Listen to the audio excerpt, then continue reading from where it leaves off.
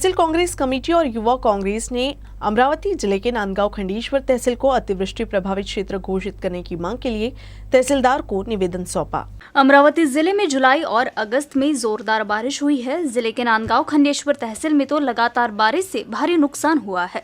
खेतों में पानी भरने से किसानों की पूरी फसल खराब हो गई है। खासकर तुअर, सोयाबीन, मूंग, उड़द की फसल पानी की वजह से बर्बाद हो गई है, जिससे किसान आर्थिक संकट में है।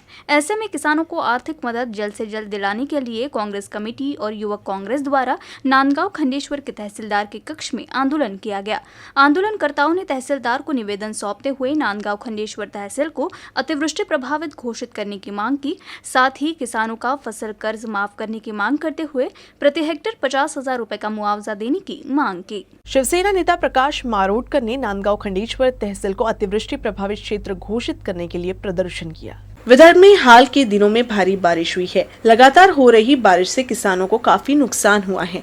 इसीलिए शिवसेना के प्रकाश मारोडकर ने अमरावती जिले के नांदगांव खंडेश्वर में लोटांगन कर अनोखे अंदाज में विरोध प्रदर्शन किया। बस स्टॉप से तहसील कार्यालय तक लोटांगन कर तहसील कार्यालय तक पहुंचे। इस दौरान क्षेत्र को अतिवृष्टि प्रभावित भाग घोषित करने की भी मांग की गई। इसके साथ ही नियमित रूप से ऋण भुगतान करने वाले किसानों को तत्काल सब्सिडी, घरकुल मामले की स्वीकृति, पंचनामे के माध्यम से फसल बीमा की स्वीकृति जैसी विभिन्न मांगे की गई हैं।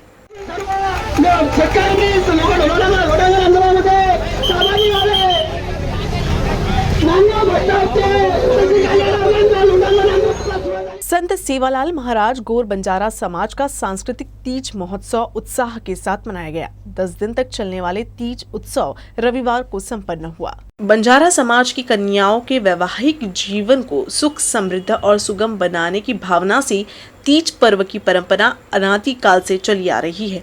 पहले ये उत्सव तांडा बस्ती में आयोजित होता था। हालांकि बदलते समय के साथ इस समुदाय के कुछ लोग नौकरी और व्यापार के खातिर तांडिया के बजाय शहर में रहने गए थे। उन्होंने पारंपरिक संस्कृति को संरक्षित करने के लिए इस उत्सव को बड़े हर्षोल्लास के साथ आयोजित किया। शहर में 11 से 21 अगस्त के बीच वे अलग अलग जगहों पर इकट्ठा हुए और तीज रोपण गायन किया। अंतिम दिन पोहरा देवी से संत बाबू सिंह महाराज के मार्गदर्शन में दस्तूर नगर स्थित मनोरमांगलय सभागृह में नृत्य, गायन और महाप्रसाद का लुत्फ उठाकर समस्त समुदाय के सदस्यों एवं बहनों की उपस्थिति में तीज महोत्सव का समापन हुआ।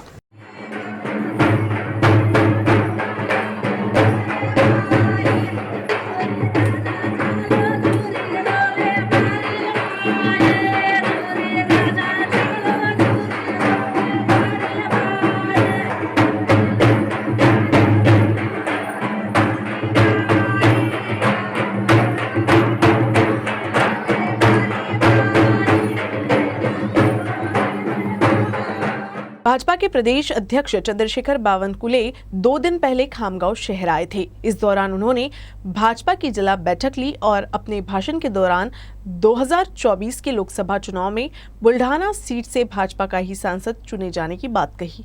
उनके इस वक्तव्य से हाल ही में शिंदे गुट में शामिल हुए बुल्ढाना के सांसद प्रतापराव जाधव के लिए अपनी सीट बचा पाना अब मुश्किल लग रहा है। 2029 या काळामध्ये भारत देशाला विश्वगुरु बनवण्याचं स्वप्न तयार केलं आहे। अब्दुल कलामांनी त्याच्या पुस्तकामध्ये विजन 2020 नेऊन चालले गेले।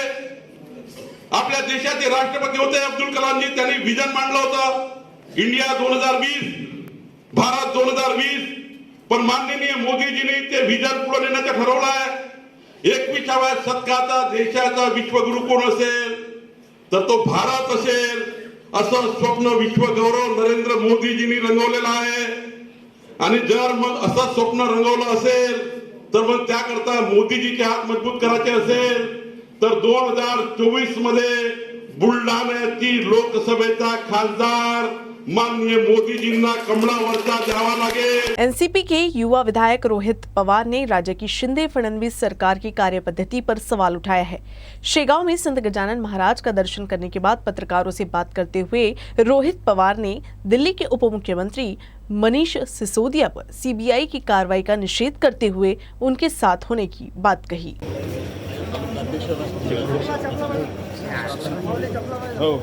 नाही, शरद तनपुरेचा फोन आला होता.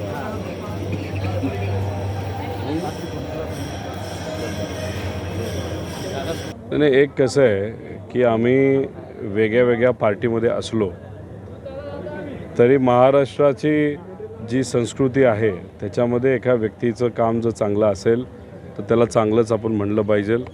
सिसोदियांचं काम शिक्षण आरोग्य क्षेत्रामध्ये खूप चांगलं आहे, पण आत्ता ज्या पद्धतीचं राजकारण दिल्लीमध्ये चालू आहे ज्याच्यामध्ये त्यांच्या घरी दाढी त्या ठिकाणी टाकल्या जातात आणि उगाचच नाव खराब करण्याचा प्रयत्न केला जातो. मग अशा पद्धतीने समाजामध्ये चांगलं काम करणाऱ्या एका नेत्यावर जर एखादी चुकीची गोष्ट होत असेल तर त्याचा निषेध माझ्यासारखे सामाजिक कार्यकर्ते नक्कीच करणार. आणि शेवट जेव्हा केव्हा आपला आवाज दाबला जातो त्याचं उत्तर लोकशाहीच्या माध्यमातून म्हणजे लोकांच्या मदतीने आणि इलेक्शनच्या काळामध्ये तो त्या ठिकाणी आपल्याला देता येतो. त्यामुळे मला लोकांवर विश्वास आहे, दिल्लीच्या लोकांवर विश्वास है, तसंच महाराष्ट्राच्या लोकांवर विश्वास है. इस दौरान रोहित पवार ने कहा कि शिवसेना के साथ जो अन्याय हुआ है वह पैसे के बल पर किया गया है. आदित्य ठाकरे को राज्य में सहानुभूति मिल रही है और उद्धव ठाकरे भी अगले महीने राज्य का दौरा करेंगे. 100% महाराष्ट्रामध्ये आणि या देशामध्ये जेव्हा एखाद्या व्यक्तीवर एखाद्या विचारावर अन्याय होतो तेव्हा सामान्य लोक त्या व्यक्तीच्या नाही तर विचाराच्या पाठीमागे उभं राहत असतात. जर तुम्ही बघितलं तर या गेल्या 1.5 महिन्यामध्ये जो काही गट शिवसेनेतून फुटलेला आहे त्यांच्याबरोबर पदाधिकारी गेलेले आहेत, त्यांच्याबरोबर आमदार गेलेले आहेत, त्यांच्याबरोबर जिल्हा अध्यक्ष गेलेले आहेत. पण हे जिल्हा अध्यक्ष जे आहेत ते त्यांनीच नेमले होते, नाही तर तालुका अध्यक्ष त्यांनीच नेमले होते. त्यामुळे जी लोक तिथंच राहिली आहेत ते म्हणजे मतदार आणि खऱ्या हाडाचे शिवसैनिक, ज्याचा आकडा खूप मोठा आहे. म्हणून आदित्य जेव्हा केव्हा कुठल्याही एखाद्या तालुक्यामध्ये जिल्ह्यामध्ये जातात त्यांना चांगला असा प्रतिसाद त्या ठिकाणी मिळतो आहे. आणि आम्हाला असंही कळतं की पुढच्या महिन्यापासून उद्धव ठाकरे साहेबसुद्धा फिरणार आहेत. तिथं याच्यापेक्षा जास्त गर्दी झालेली आपल्या सर्वांना बघायला मिळेल. शिवसेना और शिंदे गुट मामले में सुप्रीम कोर्ट से जल्द सुनवाई किए जाने की भी बात उन्होंने कही. एक आपण समजून घेतलं पाहिजे की शेवटी सगळे पर्याय जेव्हा संपतात, लोकशाही टिकवायची असेल तर आपल्याला न्यायालयावर त्या ठिकाणी विश्वास ठेवावा लागतो. आमचा विश्वास नक्कीच आहे. पण उद्या सामान्य लोक तिथं सुप्रीम कोर्टाकडे तिथं आस लावून धरले आहे की लोकशाही टिकणार का नाही. उद्याचा जो निकाल असेल तो पुढे ढकलून चालणार नाही. उद्याच्या उद्या निर्णय त्या ठिकाणी द्यावा लागेल. पण तो जो निर्णय असेल तो लोकशाहीला आणि संविधानाला धरून असणं फार महत्त्वाचं आहे. रोहित पवार ने इस दौरान मोहित कंबोज के ट्वीट पर अपनी प्रतिक्रिया देते हुए कहा कि मैं मोहित कंबोज से कभी भी मिला नहीं, बस मीडिया में ही उनका नाम सुना हूँ. जेव्हा त्यांनी ट्विट केली तेव्हाच मोहित कंबोजबद्दल मी माहिती घेण्याचा प्रयत्न केला. त्यांच्यावर 52 कोटी रुपये तिथं ओव्हरसीज बँकेच्या फ्रॉडचा विषय हा चर्चेत आहे. त्याच्याचबरोबर अजून 2-3 बँकांना त्यांनी चुना लावलेला आहे.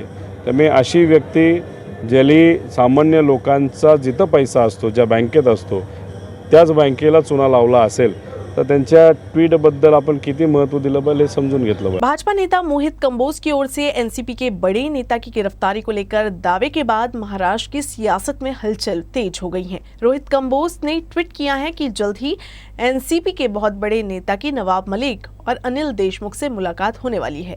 इस ट्वीट के बाद कथित सिंचाई घोटाले में पूर्व मंत्री अजित पवार के नाम की चर्चा फिर से शुरू हो गई है. वैसे तो इस मामले में जांच बंद हो गई है, लेकिन मोहित कंबोज की ट्वीट के बाद सिंचाई विभाग के तत्कालीन मुख्य अभियंता विजय पांडे ने सिंचाई घोटाले की फिर से जांच कराने की मांग की है. या चौकशीत राहिलेली आहे की या खऱ्या अर्थाने या घोटाळ्याची चौकशीच कोणी केलेली नाही. आणि म्हणून एका अतिशय पॉवरफुल अशा कमिटीकडून जर हा सगळा घोटाळा पुन्हा तपासण्यात आला आणि विशेष म्हणजे चितळेंनी या सगळ्या बाबी रेकॉर्डवर आणलेल्या आहेत. कोणकोणत्या बाबींमध्ये भ्रष्टाचार झालेला आहे हे स्पष्ट त्यांनी नमूद केलेलं आहे आणि त्या अत्यंत गंभीर बाबी आहेत असंही नमूद केलेलं आहे. आणि असं सगळं असल्यामुळे या सगळ्या बाबींची चौकशी नव्याने एक पॉवरफुल कमिटी नेमून व्हायला पाहिजे. केंद्र सरकार की औद्योगिक नीति मुट्ठी पर पूंजीपतियों की खास मर्जी के लिए बनाई गई है और विदर्भ के उद्योगों और कारखाने को समाप्त करने की नीति केंद्र द्वारा बनाई जा रही है। ये आरोप कांग्रेस औद्योगिक सेल के प्रदेश अध्यक्ष डॉक्टर हेमंत सोनारे ने अकोला में आयोजित संवाददाता सम्मेलन में लगाया है। उन्होंने ये भी कहा कि उद्योगों के पुनर्वास के लिए कांग्रेस औद्योगिक सेल की ओर से प्रयास किए जाएंगे। वे शासकीय विश्राम गृह में आयोजित संवाददाता सम्मेलन में बोल रहे थे। कोरोना महामारी के बाद केंद्र की नीतियों से उद्योग जगत को झटका लगा है। विदर्भ में उद्योगों के पिछड़ेपन के कारण कई परियोजनाएं बंद हो गई है। इससे रोजगार की गंभीर समस्या निर्माण हो गई है। ये आरोप लगाते हुए सोनारे ने बताया कि कांग्रेस औद्योगिक सेल बंद उद्योगों के पुनर्वास के लिए प्रयास करेगा। डॉक्टर सोनारे ने कहा कि विदर्भ में उद्योगों के बैकलॉग को भरने के लिए एक आंदोलन किया जाएगा और उद्योगों को प्रोत्साहित करने और उद्योग जगत को राजनीति से दूर रखकर उनकी कठिनाइयों और समस्याओं को हल करने पर कांग्रेस औद्योगिक सेल जोर देगा। इस मौके पर कांग्रेस जिलाध्यक्ष अशोक अमानकर, नगर अध्यक्ष डॉक्टर प्रशांत वानखेड़े, औद्योगिक सेल के जिलाध्यक्ष सोमेश डिगे, महानगर अध्यक्ष विवेक पारस्कर सहित अन्य अधिकारी उपस्थित थे। औद्योगिक सेल महाराष्ट्र का पूरे जोरों शोरों से पूरे महाराष्ट्र में औद्योगिक क्रांति लाने के लिए काम कर रहा है और अकोला का भी एक विकास हम लोग इस माध्यम से, इन लोगों के प्रयत्नों से और यहाँ की टीम के माध्यम से होगा। इसलिए इसमें मुझे कुछ शंका नहीं है और पूरा सपोर्ट हमारी पेरेंट कांग्रेस का और यहाँ की जिला कांग्रेस का इस कमेटी को रहेगा। विभिन्न मामलों में दोषी पाए जाने पर अकोला महानगर पालिका के 5 कर्मचारियों को 19 अगस्त को प्रशासन ने बर्खास्त कर दिया है, जिससे मनपा में हड़कंप मच गया है। नगर निगम में कर्मचारी हर माह सेवानिवृत्त हो रहे हैं, जिससे तृतीय श्रेणी और चतुर्थ श्रेणी के सैकड़ों पद खाली है।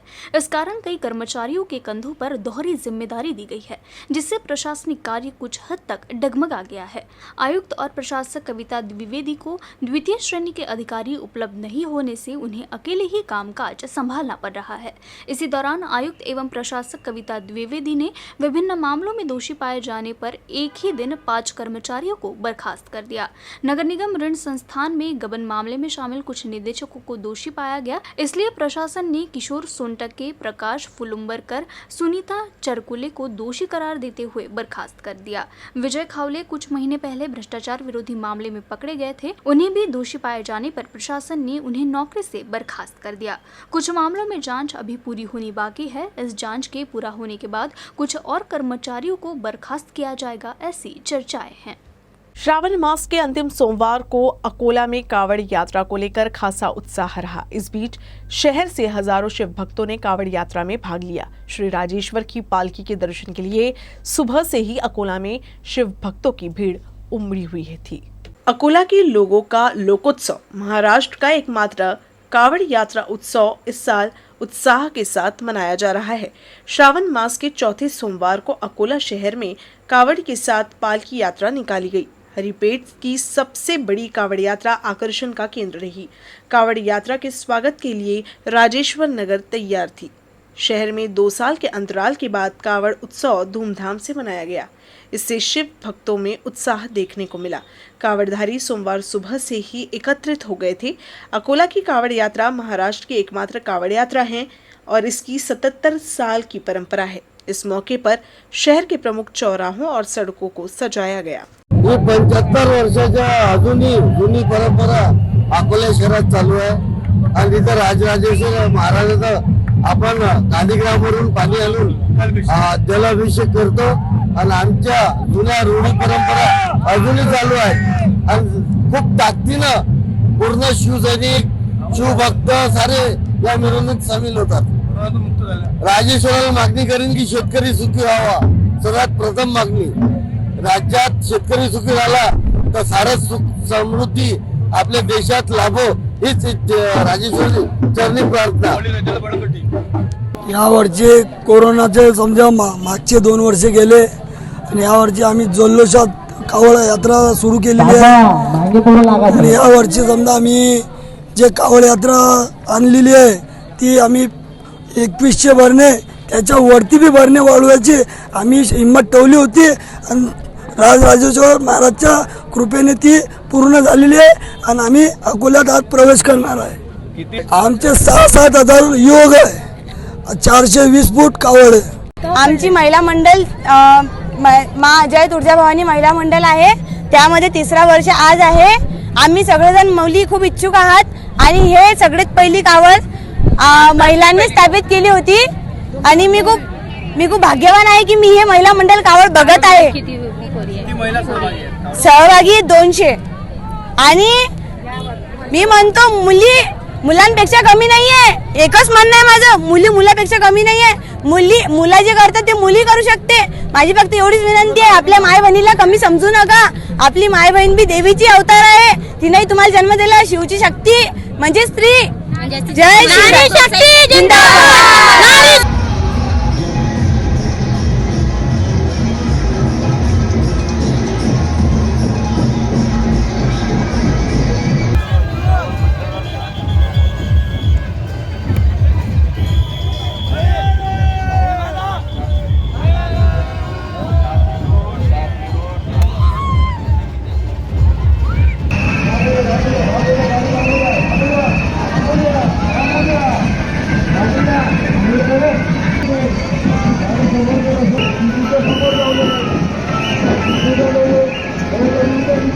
सोमवार को खामगांव में भव्य कावड़ यात्रा निकाली गई। कावड़ यात्रा में 13 कावड़धारियों के समूह ने भाग लिया। इस बीच हर बोला महादेव के उद्घोष से माहौल भक्तिमय हो उठा। त्योहारों की नगरी कहे जाने वाले खामगांव में भी कावड़ यात्रा का उत्साह था। अंतिम सोमवार को कावड़धारियों ने विभिन्न स्थलों से लाए गए पवित्र जल से शिव मंदिरों में जलाभिषेक किया। इसके बाद शहर से धूमधाम से कावड़धारियों की भव्य शोभा यात्रा निकाली गई। इसमें बड़ी संख्या में शिव भक्तों ने भाग लिया। इस जुलूस के दौरान पुलिस की ओर से चौक चौबंद प्रबंध किए गए थे।